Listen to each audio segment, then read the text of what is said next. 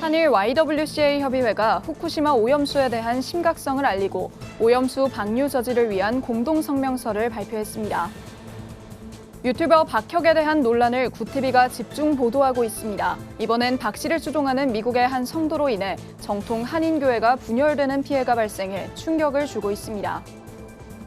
영화 기적을 믿는 소녀가 개봉 이후 한국교회 성도들의 뜨거운 관심 속에 상영을 이어가고 있는 가운데 교회들의 대관 상영도 이어지고 있습니다. 현장을 취재했습니다. 사랑의 장기기증운동본부가 지난달 말 진행된 CCC 전국대학생 여름 수련회를 통해 대학생 700여 명이 장기기증 희망 등록에 새로 동참했다고 밝혔습니다. 국제문화예수선교회와 두루마리 예수선교회가 영화 마라나타를 제작하며 진행 중인 요한계시록 아카데미의 3기 수료식을 진행했습니다.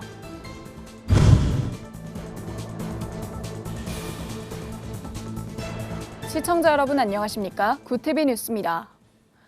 일본 후쿠시마 제1원전 오염수의 해양 방류가 본격적으로 시작되기에 앞서 국제사회에선 우려의 목소리가 높아지고 있습니다.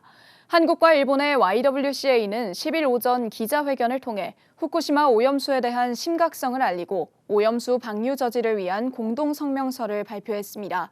김효미 기자가 보도합니다. 후쿠시마 오염수 투기 중단하라! 중단하라! 중단하라! 한일 YWCA 협의회가 10일 후쿠시마 방사성 오염수 해양 투기를 규탄하는 기자회견을 열었습니다. 한일 양국의 사회적 이슈를 논의하고 여성들의 시각에서 국제시민사회 변화를 위해 1974년 출범한 한일 YWCA 협의회는 이날 기자회견에서 후쿠시마 오염수 투기 저지에 관련한 결의문을 공개했습니다.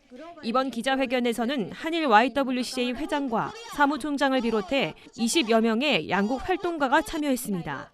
최수산나 시민운동국장은 후쿠시마 오염수 해양 투기에 관한 한국 시민사회의 입장을 전하며 오염수 해양 투기가 저지될 때까지 전국 단위로 집중 행동을 할 것이며 국제해양법재판소에 일본 정부 제소를 요구한다고 밝혔습니다. 이어 국제원자력기구 IAEA와 다핵종 제거 설비 알프스의 문제점에 대해서도 지적했습니다. 안전하게 처리되어서 수산물 오염은 없을 것이라는 말을 남기고 떠났습니다. IAEA는 존재 자체가 핵산업 확산 촉진을 목적으로 하고 있는 곳이며 전혀 객관적이지 않은 정치적 집단임이 명백해졌습니다. 다핵종 제거 설비라고 불리우는 알프스는 다핵종을 제거하지 못합니다. 이 시설을 거친 물을 처리수라고 부름으로써 국민들을 호도하고 있습니다. 최 국장은 일본 정부는 알프스가 주요 방사성 핵종을 처리하지 못하고 있는 것을 인정했는데도 우리 정부는 일본을 대변하며 일일 브리핑을 통해 일본 오염수가 안전하다고 홍보하는 사실에 대해 한국 정부는 시민사회의 목소리를 일본 정부에 전해야 한다고 강조했습니다. 일본 YWCA 치루야마 유코 간사는 이번 오염수 해양 방출은 사회적인 권력과 깊게 연관되어 있다고 주장했습니다. 核や原子力発電についての学びを重ねるにつれ、それは社会的な権力構造と深く関わっていることを知りました。私たちは今回の海洋放出の決定において世代を超えてグローバルに影響を及ぼす政策決定にもかかわらずプロセスそのものが不透明で 원전 폐로를 30년 내에 끝내겠다고 했지만 전문가들은 100년, 일본 원자력 학회는 300년으로 추정하고 있다는 점도 일본 정부가 거짓 해명을 하는 근거로 들었습니다. 일본 YWCA 부회장인 히쿠치 사야카는 방류된 오염수는 바다에 계속해서 축적되기 때문에 전 세계 사람들에게 악영향을 끼치게 되므로 누구나 납득할 만한 대책이 나와야 한다며 일본 정부는 이에 대한 추가 설명이 필요하다고 전했습니다. 한일 YWCA 협의회는 이날 오염수 투기에 반대하는 공동성명서를 발표했습니다. 우리는 후쿠시마 방사성 오염수 투기에 반대한다. 방사성 오염수를 육상에 장기 보관하거나 고체화하여 보관하는 대안을 찾아야 한다. 바다는 일본만의 자원이 아니라 인류의 공공자산이다. 한일 YWCA 협의회는 50년 가까이 다양한 한일 간의 평화 이슈에 대해 논의하며 공동행동을 결의해왔습니다. 협의회는 앞으로도 양국 시민사회의 연대를 통해 후쿠시마 오염수에 대한 문제를 알리는 데 앞장서겠다고 전했습니다. 구티비 뉴스 김효미였습니다. 유튜버 박혁에 대한 논란이 커지는 가운데 미국의 한 한인교회에서는 박 씨를 추종한 일부 성도들로 인해 교회가 분열되는 사태가 벌어졌습니다. 현지에서의 자세한 소식과 함께 이번 사태의 발단이 된 번영신학의 문제점을 짚었습니다. 정성관 기자의 단독 보도입니다. 비성경적 치유활동, 직통 계시를 근거로 한 목사 안수 등 갖가지 비정상적 행보로 논란을 일으키고 있는 유튜버 박혁. 그의 활동을 추종하는 사람들이 각자의 교회로 돌아가 교회 내에서 박 씨의 활동을 옹호하다 교회가 분열되는 사태가 발생했습니다. 현재 해당 교회 상황을 설명한 현지 취재원에 따르면 미시간주에 있는 한 한인교회 담임 목사가 취재원에게 박혁과 관련해 교회에 어려움이 있다며 그에 대해 알아봐달라고 고민을 털어놨습니다. 해당 교회 담임 목사는 코로나 기간 중 유튜브를 통해 박 씨의 활동을 접하게 된 한 가정이 어느 순간부터 박 씨의 집회를 비정상적으로 따라다니다가 이내 교회 문제로까지 번지게 됐다고 설명했습니다. 박 씨의 영상에도 등장할 정도로 심취해 있었던 그 가정은 집회에서 경험했던 그 활동들을 같은 성도들에게 소개하며 극단적인 신비주의 체험을 알리고 다녔습니다. 그러자 교회 측이 이 성도에게 교회 내에서 이단적인 모습을 보이지 말라고 지적하자 성도들 간 분쟁으로까지 문제가 번지게 됐습니다. 이제 그 교회는 처음에 박혁에 대한 좋아하는 그 교인들과 싫어하는 교인들 그리고 목회자의 분명히 박혁은 문제가 있다, 이단적이다라고 하는 자세가 충돌하면서 문제가 시작이 됐어요.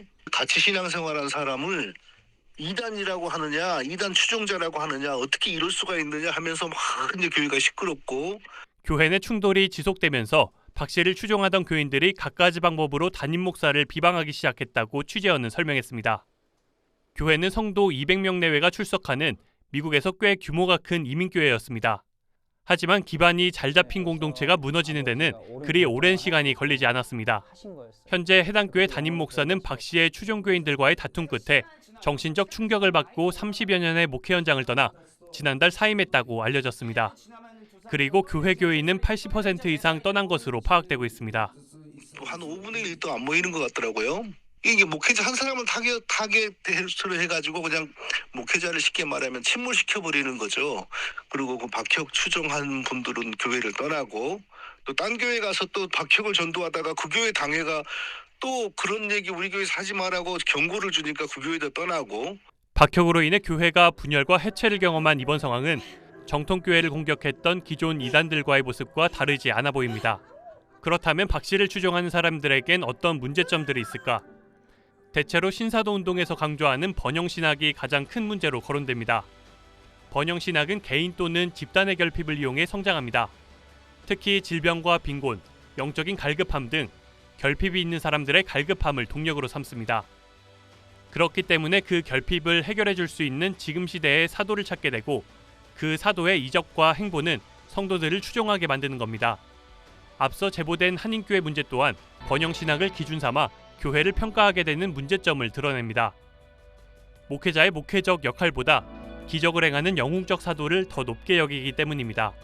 최근 박혁이 공개한 영상에서도 그의 신사도적 번영신학을 확인할 수 있습니다. 남미 등 제3세계 국가를 중심으로 활동했던 그는 이번엔 정치적 혼란과 경제적 위기에 처한 베네수엘라를 그 대상으로 삼았습니다. The Lord gave me a vision about Venezuela. Sobre Venezuela. The Lord spoke to me El Señor me habló that the hardship the nation is going through right now will turn for the good. 박 씨가 충격 예언이라고 제목 붙인 이 영상. 사실 특별한 계시도 없었던 그 집회에 많은 사람들이 모일 수 있었던 건 오랫동안 지속된 자국 위기를 극복하고자 희망을 갖고 모인 사람들에게 예언이란 말로 기만했기에 가능했습니다.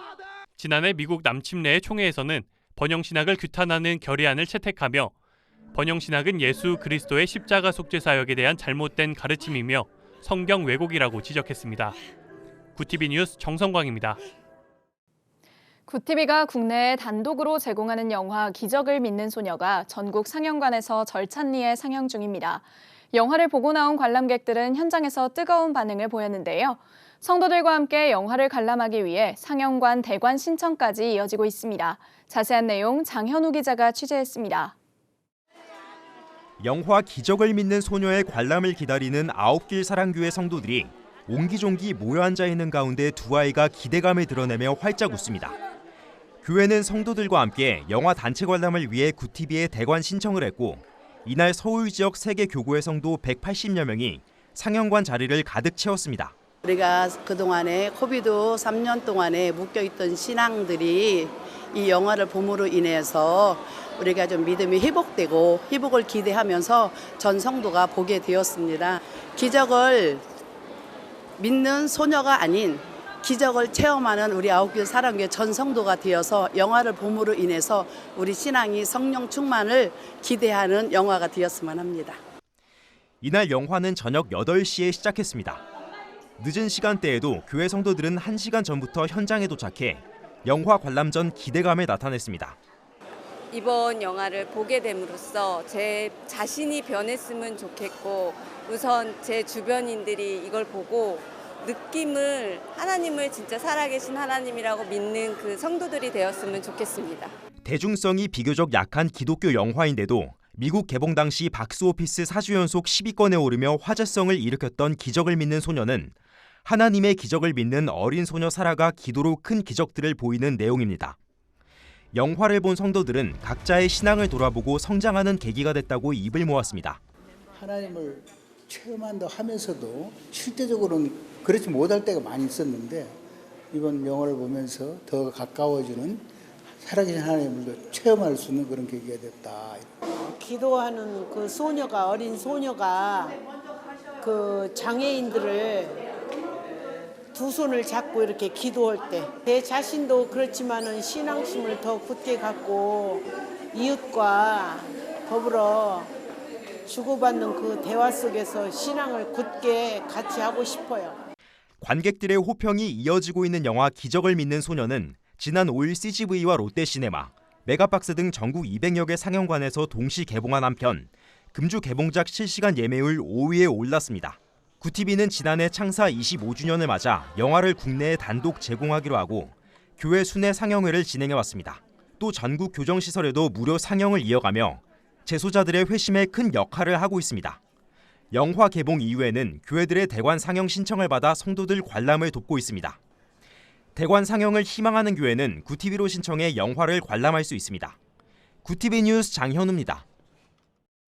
사랑의 장기기증운동본부는 한국대학생선교회 소속 대학생 731명이 장기기증 희망 등록에 새로 동참했다고 9일 밝혔습니다. 본부는 지난달 26일부터 닷새간 전북 무주 덕유산 리조트에서 진행된 2023년 CCC 전국대학생 여름수련회에서 비전박람회를 열고 장기기증 인식 개선 및 희망 등록 캠페인을 진행했습니다. CCC 대학생은 지난 15년간 6,595명이 여름수련회를 통해 장기기증 희망 등록에 참여했습니다. 박진탁 이사장은 한국 CCC를 설립한 고 김준곤 목사의 생명 나눔의 뜻에 청년들이 동참해 주셔서 감사하다며 한국교회를 이끌어갈 청년들이 이웃을 섬기고 생명 나눔에 적극적으로 함께하는 모습을 통해 희망을 발견했다고 전했습니다. 국제문화예수선교회와 두루마리 예수선교회가 영화 마라나타의 내년 말 개봉을 앞두고 진행 중인 요한계시록 아카데미 3기 수강생들의 수료식을 7일 진행했습니다. 한국교회 100주년 기념관에서 열린 수료식에선 총 900명의 학생들이 수료증을 받았으며 한국교회연합 송태섭 대표회장 등 교계 인사들도 함께 자리했습니다. 두 선교회가 제작 중인 요한계시록 영화 마라나타는 예수의 재림과 심판, 종말론 등을 주요 내용으로 담았으며 오는 9월 22편의 단편 영화 개봉과 함께 내년 말 본영화 개봉을 앞두고 있습니다. 또한 영화의 이해를 돕기 위해 요한계시록 아카데미를 함께 진행 중인 가운데 지난 1, 2기에서만 1,500명이 수료했습니다. 전주 노송교회가 지난 4일 얼굴 없는 천사의 날 행사를 열었습니다. 지역주민봉사단과 노송교회가 하나 되어 열린 이번 행사에는 지역의 어르신 300여 명이 함께 따뜻한 나눔의 온정을 체험했습니다. 이날 어르신들을 위한 식사 제공을 비롯해 미용봉사와 나눔장터 등 다양한 프로그램들이 진행됐습니다.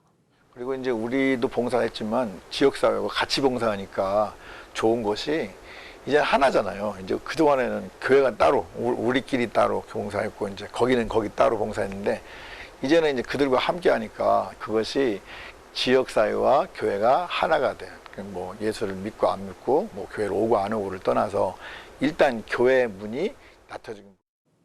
김 목사는 이어 단순히 믿음만 주장하는 것이 아닌 삶을 같이 나누며 그 안에서 예수님의 사랑을 실천하는 것이 전도의 길이라 생각한다며 섬김의 정신을 강조했습니다. 전주 노송교회는 지역 주민들을 위해 나눔 행사와 장학금 전달 등 다양한 봉사에 앞장서며 이웃사랑의 정신을 실천하고 있습니다. 글로벌 선교방송단 원승재 선교기자가 보내온 소식입니다. 지난 8일 서울 상암 월드컵 경기장에서 한국 여자축구대표팀과 IT 여자축구대표팀의 평가전이 개최됐습니다. 호주에서 개최되는 여자 월드컵 조별 예선을 앞두고 열린 이날 평가전에서 IT 국민 12명이 여러 자연재해와 치안이 불안정한 IT의 평화와 안정을 기원하는 의미에서 IT 평화를 외치는 퍼포먼스를 선보였습니다. 이 자리에는 남미 도미니카에서 35년간 선교 사역을 담당하고 있는 조용화 선교사와 조선교사의 언니 조옥년 권사도 함께했습니다. 이들은 IT 선수단에게 생필품 등을 선물로 제공했습니다.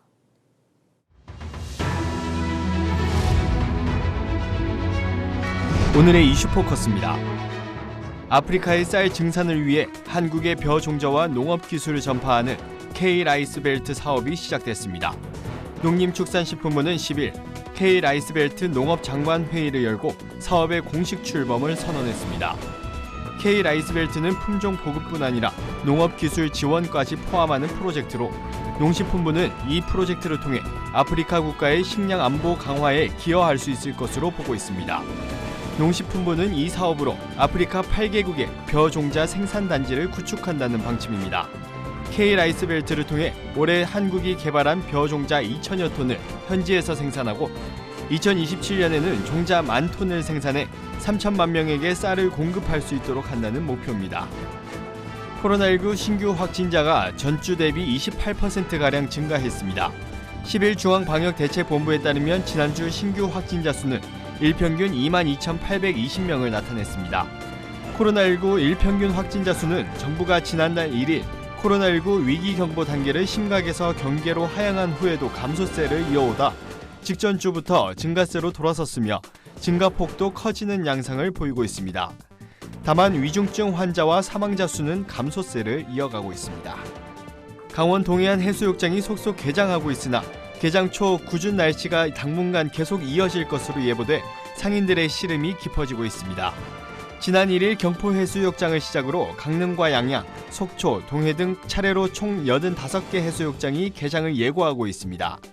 10일 강원특별자치도 환동해본부에 따르면 지난 9일까지 개장한 강릉과 속초, 양양 지역 해수욕장을 찾은 피서객은 25만 2,464명으로 전년 같은 기간의 33만 4,864명보다 24.6%가 줄었습니다. 한 상인은 일본의 후쿠시마 오염수 방류로 가뜩이나 피서객이 줄어들까 걱정인데 앞으로 궂은 날씨가 계속 이어진다는 예보가 있어 걱정이라며 피서 절정기에 무더운 날씨를 피해 많은 피서객이 찾았으면 좋겠다고 말했습니다. 북한이 10일 미국 전략자산의 한반도 상공 전개에 대해 도발적인 정탐 행위라며 격추 위협을 가했습니다. 북한은 최근 미군 정찰기와 무인 정찰기 글로벌 호크가 동해와 서해상을 비행하며 공중 정탐 행위를 했다면서 특히 조선 동해에는 몇 차례나 미 공군 전략 정찰기가 조선민주주의 인민공화국의 주권이 행사되는 영공을 수십 킬로미터나 침범했다고 주장했습니다. 그러면서 영공까지 무단 침범하며 광란적으로 벌리고 있는 미국의 도발적인 행위는 반드시 대가를 치르게 될 것이라며 미 공군 전략 정찰기가 조선 동해상에 격추되는 충격적인 사건이 일어나지 않으리라는 담보는 그 어디에도 없다고 위협했습니다. 구티비 뉴스 오현근입니다.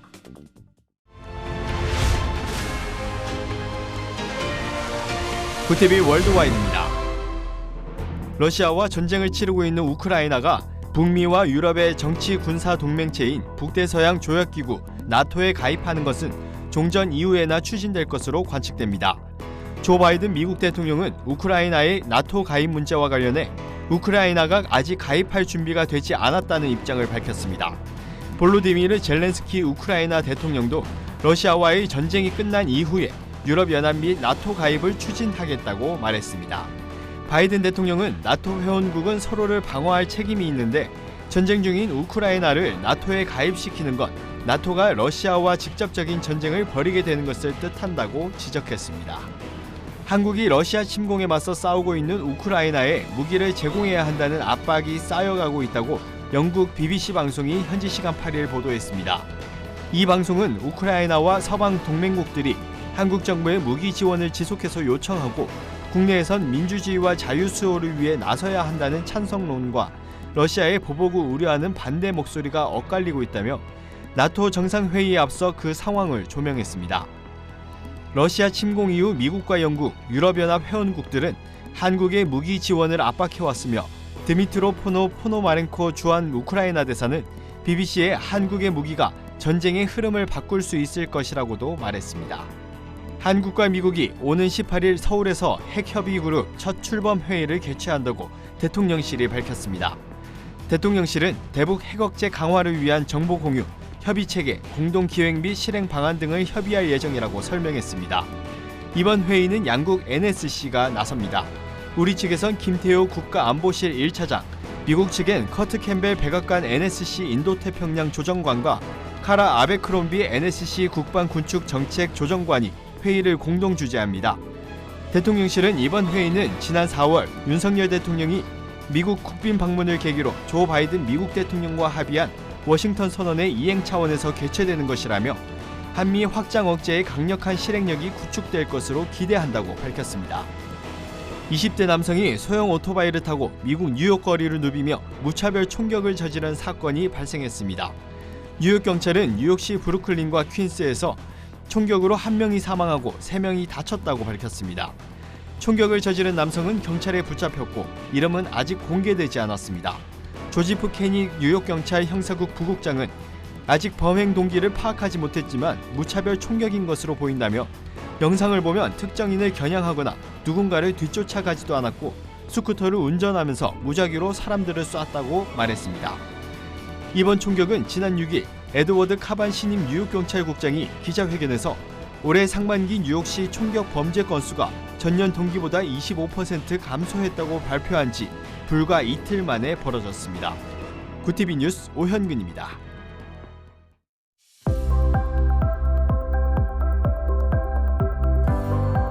폭우와 폭염이 교차하는 변덕스러운 날씨가 이어지고 있습니다. 내일은 전국이 대체로 흐린 가운데 중부지방을 중심으로 최고 100mm 이상의 많은 비가 내릴 것으로 전망되는데요. 벼락과 돌풍이 동반되는 곳도 있겠습니다. 습도도 높아 체감온도가 30도를 훨씬 웃도는 무더운 날씨가 예상됩니다. 이어서 전국 날씨입니다. 내일 한낮 최고 기온은 서울 27도, 대전 28도, 강릉 32도가 예상됩니다. 남부지방의 경우 대구 31도, 광주 29도, 부산은 27도를 보이겠습니다. 날씨였습니다. 서울 양평 고속도로 사업 백지화로 인한 논란이 거셉니다. 김건희 여사 일가의 땅이 노선 종점 인근에 있었던 것을 두고 정치권의 대립이 극을 달하고 있는데요. 이런 상황에 M1 양평 주민들만 정쟁의 희생양이 됐습니다. 의혹은 조사해봐야 알겠지만 교통 불편을 호소하며 도로 개통에 기대감을 가졌을 주민들이 오랜 불편을 겪지 않도록 국토부의 중재가 필요해 보입니다. 이상으로 뉴스를 마칩니다. 함께해 주신 여러분 고맙습니다.